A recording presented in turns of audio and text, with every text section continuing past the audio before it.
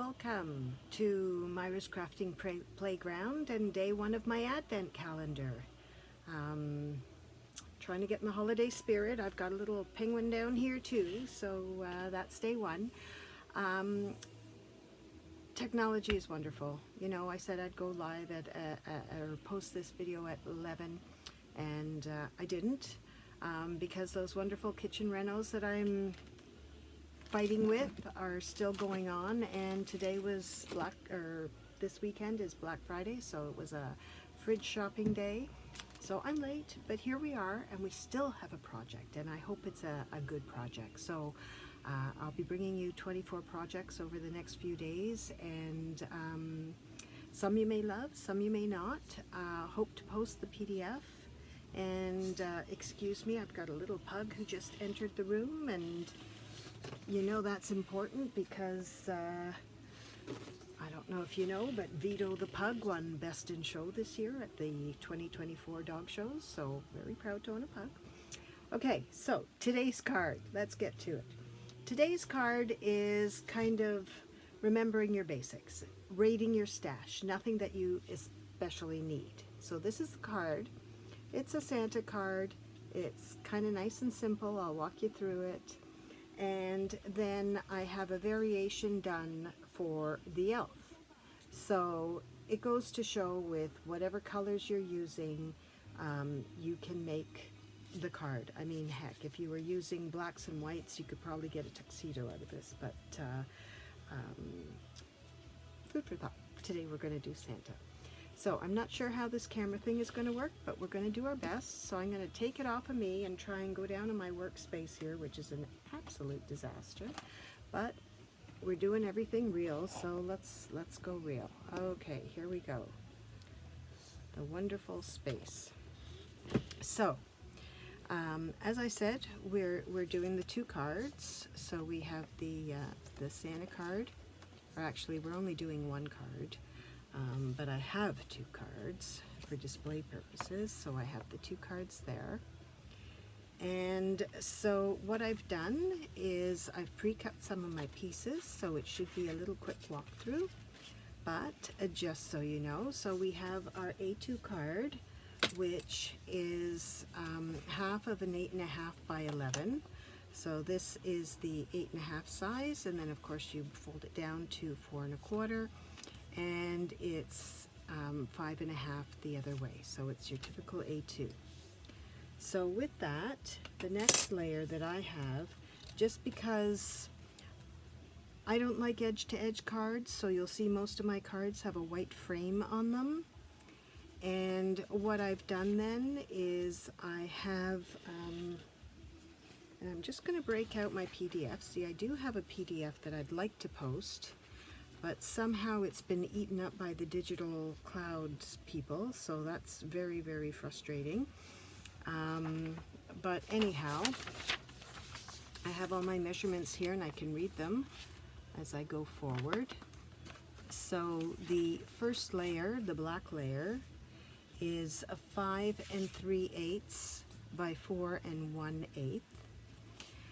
And then the next layer, which I've embossed in our Forever Plaid embossing folder, this one is 5 1/4 by 4. And that just gives a little edge to the red, just sort of making it a little bit more pronounced. And then when you put it on the basic white cardstock, you've got just sort of more of a layering, sort of gives it a bit more dimension that way. So we would just put those 3 layers together. And why don't I do that? I hope you're getting ready for Christmas and everything's going well. This year is just a crazy year, so I'm not going to worry about anything too much. We're just going to kind of get through it, because what can you do? And worrying never solved anything. So, okay, so I'm just putting some Tyrannosaurus tape there on the back of the red cardstock. Now I do manage to get this up with my nails no problem, but I know some people like to use like a picking tool to kind of flip it a bit.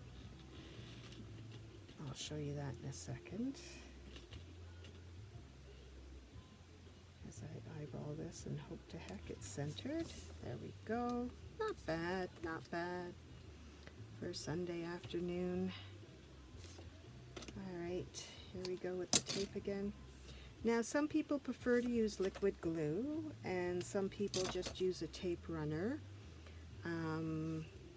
My preference is the tape. I just find it very, very strong. I've had experiences where if you keep cards from people who send them to you, and some of them are near and dear, which anyone who sends me a card, I usually, and it's homemade, I keep the cards. I find that over a period of time, the glue will release, and then it's like you're re-sticking the whole thing, and that just upsets me. I do not like doing things twice. All right, so there we go. We've got our nice beginnings of our card. So then I've used, so this is, whoops, sorry, I brought the equipment out here to show you. This is our Forever Plaid. It's a really nice full size, as you can see. You could almost do 2 pieces at once if you were putting it through your embossing machine. And then that way, if you're doing 5x7 cards, or even some of the mini slimlines, you could use this folder and get the imprint through one pass. So that's really quite nice. So I'll put that to the side. These are our nested essential dies, and they have banners, the rounded rectangles, and sort of a quasi triangular or diamond shape. Not triangular, diamond shape. So that's the set that I used to get my belt buckles. I can put that aside. So I have my belt buckle. I cut the smaller one out of the black, so that when you put it on the belt, it's equal size to the belt. And then the one behind makes it look like the buckle. So the belt I cut at 4 1/8 by 1 inch, and and these two, of course, are just the die cuts. And this piece, which I have to represent the fur trim of his coat, which if you have from a couple years ago, if you have the white velvet paper, that would also be very nice here. So just a thought. Anyhow, okay, so I'm going to pop this down nice and easy. So this is just the white glitter cardstock, which we have that comes in a pack of, there's a berry color, the old olive, and a sheet of white. We used to sell white on its own, and it's unfortunate that we don't this time. But anyhow, you can see for the elf, do you see the elf card? I have it turned. I used the old olive glitter paper to add some pizzazz there. All right, so let's see. I am going to line this up. 1, 2, 3. And okay, and I'll find my center, and that should go sort of like from the edge of the black to the edge of the black, not from the edge of the red. So I've made it long enough, it goes right to the top and bottom. I'm going to put my buttons together, and I will use some dimensionals to give them a little bit of pop. So I'll put a dimensional on the back of the black. Do my best to center them on the gold.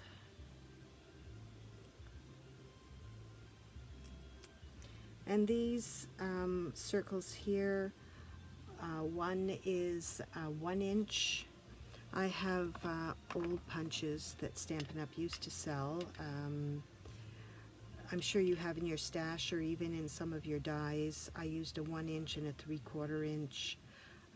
That's my preference for size. If you had something else that's sort of close or works for you. And you can always adjust the size of his white strip there too. If your buttons are a little bit bigger, then just sort of make it work. You know, this isn't rocket science. This is fun and relaxing. I'm going to pop his belt as it goes through the buckle as well. Oops. And of course I just dropped it. Okay. Center that buckle as best as I can. Got the side to side okay. Forgot to double check my up and down. Alright. And now I'll just put some more tape here. As I said, tape works for me. A lot of people, I noticed, especially when they're doing some videos, use liquid glue. It does go faster, and it also gives you that oops factor, because the liquid glue, you have a few moments to continue to be able to move your piece around if you're not bang on. So okay, so we have a little belt here, and I'll strip that down as well.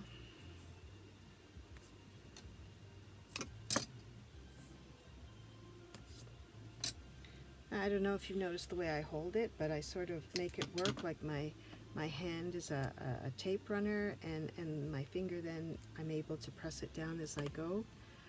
Keeps things straight and steady. That's just what works for me. Alright, now I'm going to put the belt buckle up just a little bit. So, and again, it's going black to black, like the edge is black to black. But I'm going to put it up a bit just so it looks like it's around his middle and there's still something underneath. And that was just a little bit crooked. That's better. See, there was a bit of give on that, mainly because the folder's embossed, so it doesn't sort of totally tack down right away. All right, so for day one, we're almost at the end. I hope you like this card. It's really not specific to Stampin' Up! Product necessarily, but of course, if you've seen anything here that you like, I would encourage you to shop with me. My name is Myra Webb, and when you look for a demonstrator on the Stampin' Up! Shopping site, if you go to find a demonstrator and type in my name, I'll come up and then you can shop with me.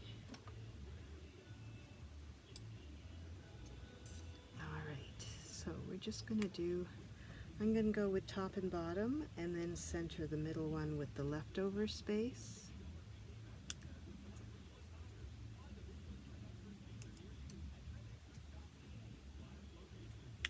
And there you go. Ho, ho, ho. I don't have a greeting inside. You're more than welcome to decorate the inside. Most of my cards, I usually just do the front, and then when I'm giving the card, that's when I would add an appropriate greeting for whomever I'm giving the card to. So there we go. There is my ho, ho, ho. There is the elf. So the elf, all I did with this card is I substituted the black for the glitter. Sorry about that. Oh my goodness, that's my texting, the family. I substituted the glitter paper, and then I used a red foil paper here, just to give it a bit of a pizzazz. Because at Christmas time, we love our glitz and glitter, at least I do. I love it all year long, never mind. But, so there you go. there's our first card for Advent Day 1. Come back tomorrow for another project, and hopefully I'll have that technology sorted and figure out where the heck my PDFs went to, but that's another story. Everything happens at once, doesn't it? Merry Christmas. Hope you're getting organized. Take care and have a safe and happy holiday.